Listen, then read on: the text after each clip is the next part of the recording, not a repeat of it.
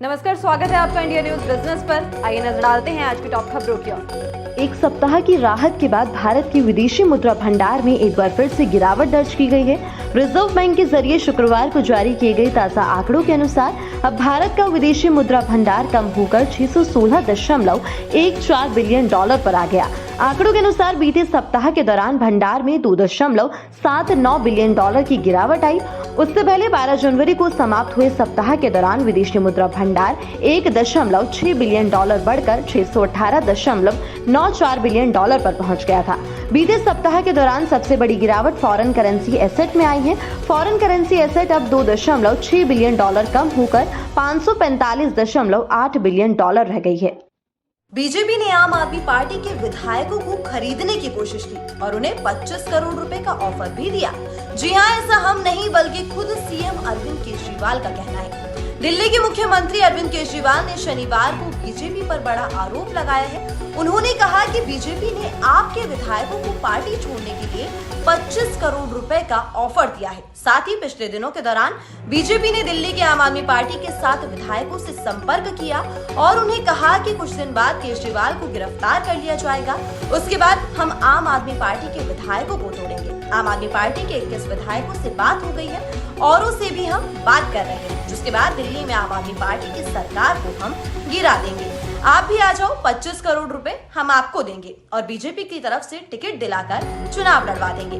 वहीं दिल्ली सरकार में वित्त मंत्री आतिशी ने भी भारतीय जनता पार्टी के नेताओं पर कई आरोप लगाए हैं। जी एंटरटेनमेंट ने डिज्नी स्टार के साथ एक डील की थी और इस डील की वैल्यू जो है वो 11,637 करोड़ रुपए की थी। ये जो डील है ये आईसीसी के क्रिकेट मैच दिखाने के लिए की गई थी। अगर हम इस डील की बात करें तो इस डील के लिए जी ने अप्रोक्स 1,663 करोड़ रुपए की पहली इंस्टॉलमेंट जो है वो भी पे कर दी थी। दूसरी तरफ अगर हम डिज्नी की बात करें तो डिज्नी को इस डील में लगभग 83,140 करोड़ रुपए की पेमेंट करनी थी, जो कि इन्वेस्टमेंट के रूप में थी। लेकिन अब ये जो डील है ये कैंसिल हो गई है और ये जो डील के कैंसिल होने का कारण माना जा रहा है वो ये माना जा रहा है कि जी और सोनी का जो मर्जर होना था वो कैंसिल हो गया, जिसके बाद ये जो डील है ये भी कैंसिल हो गई, क्योंकि ये जो खबर है ये जी और सोनी के मर्जर के कैंसिलेशन के बाद ही सामने आई।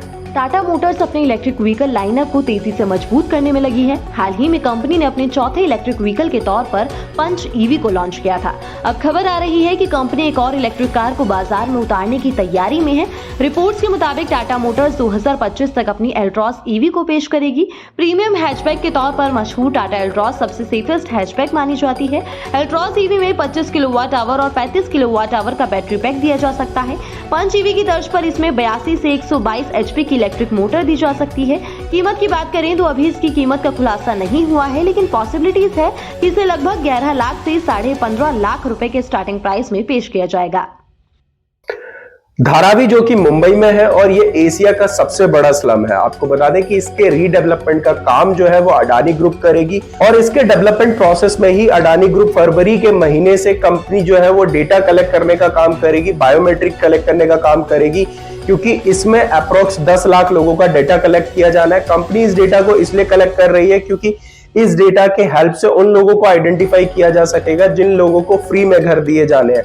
आपको बता दें कि जिन लोगों को घर फ्री में दिया जाएगा ये उन लोगों को घर दिया जाएगा जो 1 जनवरी साल 2000 से पहले आकर धारावी में रहना शुरू कर चुके थे। इसके अलावा आपको बता दें कि जो लोग साल 2000 से लेकर साल 2011 के बीच में यहाँ आकर बसे हैं उन्हें यहाँ पर कीमत चुकानी पड़ेगी। साथ ही स्लम के रीडेवलपमेंट में लगभग 7 लाख लोगों को रीएलोकेट भी किया जाएगा। आज से लगभग 3 हफ्ते पहले एक हादसा हुआ था। हादसा ये हुआ था कि जब विमान हवा में था तो उसी टाइम पे विमान का जो एक पैनल है वो हवा में उड़ जाता है और ये बोइंग का 737 विमान था।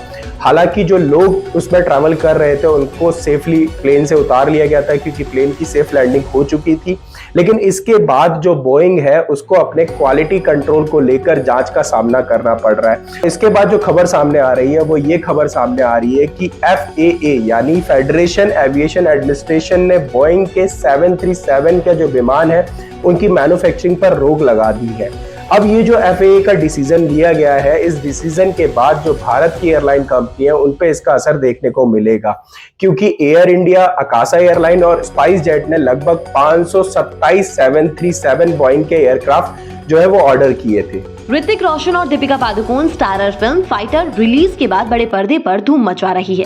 भारत में बनी ये पहली एरियल फिल्म है जिसे दर्शक प्यार दे रहे हैं। पहले दिन अच्छी कमाई करने के बाद अब फाइटर का दूसरे दिन का कलेक्शन भी सामने आ गया है। इस फिल्म ने अपने पहले दिन बॉक्स ऑफिस पर 24.60 करोड़ रुपए का नेट कलेक्शन किया था। अब दूसरे दिन भी इसने अच्छी खासी कमाई कर ली है। रिपोर्ट्स के मुताबिक दूसरे दिन फाइटर ने बॉक्स ऑफिस पर 41.20 करोड़ रुपए का नेट कलेक्शन किया है। रिपोर्ट्स के मुताबिक फिल्म को अपने पहले शुक्रवार को 75.56% का उछाल मिला। विदेशों में भी फाइटर को अच्छा खासा रिस्पांस मिल रहा है। रिपोर्ट्स की माने जाए तो विदेशी बॉक्स ऑफिस पर फिल्म ने 21.60 करोड़ रुपए का कलेक्शन किया है।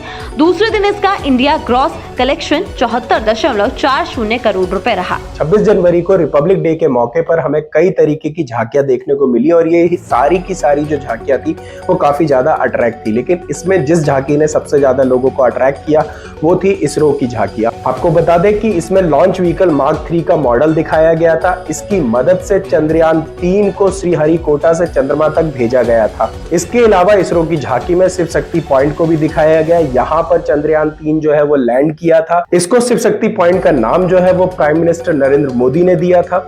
झांकी में आदित्य L1 के मॉडल को भी दिखाया गया। साथ ही झांकी में महिला वैज्ञानिकों के कंट्रीब्यूशन को भी दिखाया गया जो कि इसरो में काम कर रही है। पॉपुलेशन के अकॉर्डिंग भारत के अगर हम टॉप 5 स्टेट्स की बात करें तो इसमें 5वें नंबर पर मध्य प्रदेश का नाम सामने आता है। मध्य प्रदेश की जो टोटल पॉपुलेशन है वो 7.26 करोड़ है। यहाँ की जो डेंसिटी है वो 236 पर स्क्वायर किलोमीटर की है। चौथे नंबर पर वेस्ट बंगाल का नाम आता है। वेस्ट बंगाल की जो पॉपुलेशन है वो 9.135 करोड़ है। यहाँ की जो डेंसिटी है वो 1029 पर स्क्वायर किलोमीटर है।